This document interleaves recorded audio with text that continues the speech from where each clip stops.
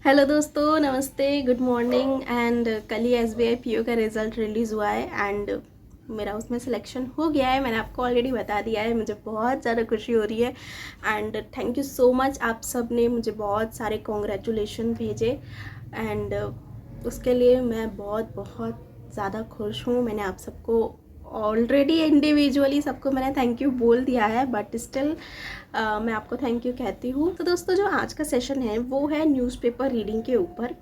आप लोग newspaper read तो करते हो, लेकिन आपके इंग्लिश में मार्क्स इम्प्रूव नहीं होते। मैं आपको अगेन बता रही हूँ, इंग्लिश एक ऐसा सब्जेक्ट है जो कि प्री में ही नहीं, मेंस में भी बहुत बहुत ज़्यादा स्कोरिंग है।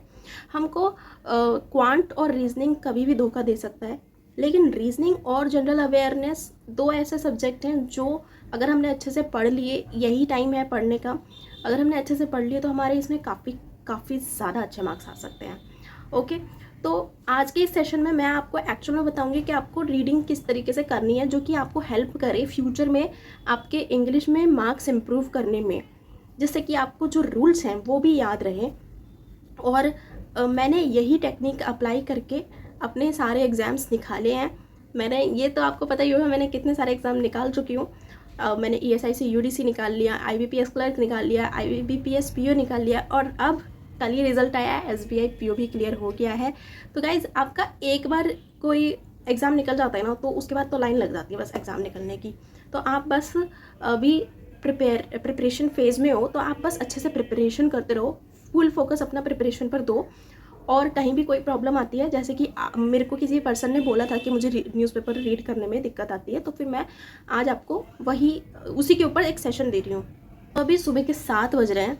अब देख सकते हो, सिलेक्शन होने के बाद भी मैं इतनी जल्दी उठ रही हूँ सिर्फ और सिर्फ आप लोगों के लिए।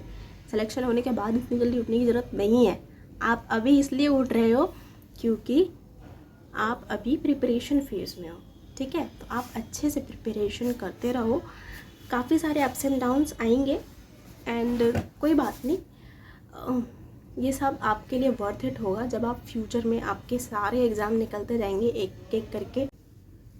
Hi guys. तो मुझे पता है कि आप लोगों को न्यूज़पेपर पढ़ने में काफ़ी दिक्कत होती है। सब लोग आपको बोलते तो हैं कि न्यूज़पेपर पढ़ना है एंड आप डेली रीड भी करते हो, लेकिन आपको कोई इम्प्रूवमेंट नहीं दिखती है।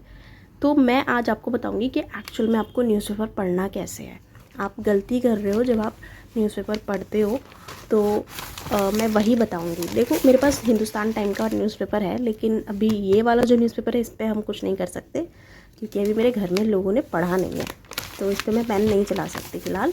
मैं आपको इस वाले पे बताऊंगी।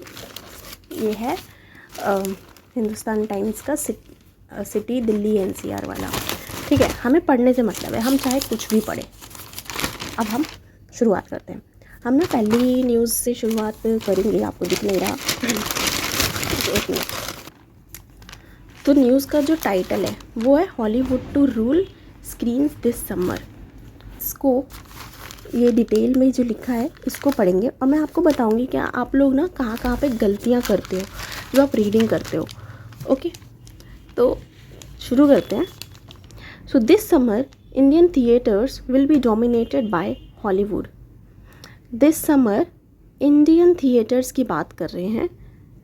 अब आप देखिए, इंडियन थिएटर्स विल बी, अब जब आप बी लगाते हो ना, तो कई बार एरर्स में ये होता है कि वहाँ पे बी के बाद वर्ब की थर्ड फॉर्म नहीं होती है, और यही हमें फाइंड आउट करना पड़ता है। तो आप जब रीडिंग करते हो तो आप हमेशा ये देखो कि क्या विल बी के बाद वर्ब की थर्ड फॉर्म आ रही है या नहीं आ रही है। मतलब आपको इस बारे में आपको दिमाग में ध्यान रखना है। तो अब देखो, यहाँ पे विल बी की वर्ब की थर्ड फॉर्म आ गई, इट मीन्स यहाँ सही है। By Hollywood, reason question mark. There are as many as 8 English biggies releasing in the next 3 months. अब शुरुआत में देखो, there are प्लूरल के लिए यूज़ हो रहा है, as many as 8 English biggies। जब हमने यहाँ प्लूरल यूज़ करा है तो आगे भी प्लूरल ही चलेगा। Releasing in the next 3 months. April started on a good note with the Pops Exquisite and the animated film The Super Mario Bros. Movie Finding Takers तो ये कुछ मूवीज़ के नाम हैं जो कि अप्रैल के स्टार्टिंग में ही रिलीज़ की गई है। In fact the former eclipse the collection of the Aditya Roy Kapur and Mrunal Thakur starrer Gumraah. तो ये भी कुछ मूवीज़ के नाम हैं। Devang Sampat, CEO Cinepolis India, says that summer has been ruled by English film even in the past. तो ये बोल रहे हैं कि जो समर के टाइम पे तो जो इंग्लिश फिल्म थी वो पास्ट में भी रूल्ड करती थी। सेज दैट, तो हम देखते हैं यहाँ पे समर, तो इसमें आपको क्या देखना है, जैसे समर लिखा है, समर एक सिंगुलर वर्ड है, तो इसलिए उसके आगे हमने हैज़ लगाया है, और उसके बाद हमने जब हैज़ बीन लिखा है तो बीन के बाद हमें वर्ब की थर्ड फॉर्म लगानी है, या फिर वर्ब की साथ ING लग सकता है, तो हमें ये चेक करना है। अब यहाँ पे वर्ब की थर्ड फॉर्म यूज़ हो रही है। By English films even in the past there are only about 4-6 Bollywood blockbusters in a year. तो देखो देयर आर, यहाँ पे प्लूरल यूज़ हो रहा है, ओनली अबाउट 4-6 बॉलीवुड ब्लॉकबस्टर्स। अब यहाँ पर भी देखो, यहाँ क्या हो रहा है, 4-6 बॉलीवुड ब्लॉकबस्टर्स। क्वेश्चन में क्या होता है ना, एरर के क्वेश्चन में वो या तो ये कर देते हैं कि देयर आर की जगह इज़ लिख देंगे, या फिर पूरा सेंटेंस ठीक लिखेंगे। अब यहाँ पे जैसे 4-6 मतलब कि एक से ज़्यादा चीज़ों की बात हो रही है, और फिर क्या कर देंगे कि ब्लॉकबस्टर्स लिखने की जगह ब्लॉकबस्टर लिख देंगे। तो आपको यही चीज़ें फाइंड आउट करनी होती है एरर्स में। In a year and summer has always belonged to Hollywood. अब देखो यहाँ पे पूरा तो प्लूरल फॉर्म में चलता आ रहा था, अब आगे इन्होंने क्या करा कि समर हैज़, अब यहाँ पे सिंगुलर वर्ड यूज़ करा और उसके आगे सिंगुलर वर्ब लगा दी।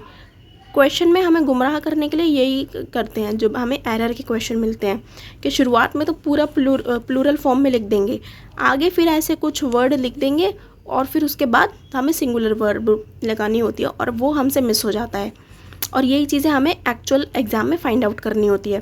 तो जब आप रीडिंग कर रहे हो ना, तो तभी आप इन सब चीज़ों को ध्यान रखो। अगर आप इनको, जैसे आप रीडिंग दिन में 1 से 2 बार करते हो, अगर आप ये एक्टिविटी एक दिन में 1 से 2 बार करोगे, तो इसका मतलब आप जब एरर के क्वेश्चन एक्चुअल में करने बैठोगे तब तो ये आपसे बिल्कुल मिस नहीं होगा। तो यही मकसद होता है जब हम रीडिंग करते हैं अलग अलग चीज़ों को। They most release there big films around this time. However, this time around the gap between Bollywood and Hollywood is glaring। तो यहाँ पे आपको क्या देखना है कि बिटवीन लग रहा है ना, बिटवीन के मतलब कि आगे जो भी होगा वो दो के बारे में होगा। अब अगर 2 से ज़्यादा की बात होती है तो 3-4 कुछ होता है, तो उसकी जगह पे हम क्या लगाते हैं, अमंग। लेकिन आपको ये चीज़ भी याद रखनी होगी कि अगर मैंने बिटवीन लिखा है और उसके आगे मैंने बॉलीवुड और फिर कोमा लगा के हॉलीवुड, फिर एंड लगा के टॉलीवुड लिख दिया, तो भी वो सही माना जाएगा। क्योंकि जब हम बिटवीन लगाते हैं और उसके बाद अगर हम जो जिनकी भी 3 चीज़ों की बात कर रहे हैं, अगर हम उनका नाम लिख देते हैं तो वहाँ पे हम बिटवीन लगा सकते हैं। ठीक है, तो इस रूल का भी आपको ध्यान रखना है। अब आगे देखते हैं। And Hollywood is glaring with no Bollywood film releasing in May. Trade analyst Komal Nahata says production was low last year. अब यहाँ पे पास्ट की बात कर रही हैं ये कि लास्ट ईयर जो है वो प्रोडक्शन लो था। तो क्वेश्चन में कई बार हमें ये भी देखने को मिलता है कि लास्ट ईयर की बात करते हैं और यहाँ पे जो वर्ब है वो प्रेजेंट की लगा देते हैं। तो आप इन चीज़ों का भी रीड करते वक्त ध्यान रखो। Films were not doing well. So तो यहाँ पे भी देखो फिल्म्स लिखा है, प्लूरल है, तो उसके बाद हमने प्लूरल वर्ब लगाई है ना।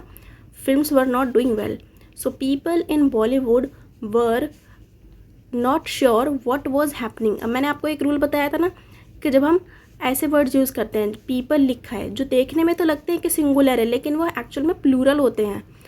तो अब यहाँ पे इसीलिए ये प्लूरल है पीपल, इस वजह से हमने यहाँ पे वर्ब जो है वो प्लूरल लगाई है। Bollywood were not sure what was happening, they wanted to introspect. तो बस मैं आपको अभी इतना ही पढ़ के दिखा रही हूँ। आप जब भी रीडिंग करो आप अपने रूल्स को अप्लाई करो, ये बहुत ज़रूरी है। आप सिर्फ रीड मत करते रहो, ठीक है, तभी आपकी जो है इंग्लिश इम्प्रूव होएगी और आप जो भी रूल्स पढ़ते हो आपको वो सारे रूल्स याद रहेंगे, क्योंकि आप डेली बेसिस को पे उनको एक्चुअल में जब आप रीडिंग कर रहे हो तब उनको रिवाइज़ कर रहे हो। तो आप इसी तरीके से रीडिंग करो और मैं ऐसे ही और सेशन भी लेकर आऊँगी। अभी जैसे मैंने यहाँ पे एक छोटा सा पैराग्राफ पढ़ा, तो आगे कुछ और सेशन मैं लेकर आऊँगी जिनमें मैं थोड़ा सा और बड़ा पैराग्राफ पढ़ दूँगी आप लोगों के लिए, जिससे कि आपको हेल्प मिलती जाएगी और आपकी इंग्लिश आप देखना बहुत जल्दी इम्प्रूव होती रहेगी। आपके इंग्लिश में मार्क्स बढ़ने लग जाएंगे, ठीक है। तो बस आप अच्छे से पढ़ो और डेली बेसिस पे रीडिंग करो, ओके। और हाँ, इस चैनल को सब्सक्राइब कर देना और वीडियो को लाइक भी ज़रूर कर देना।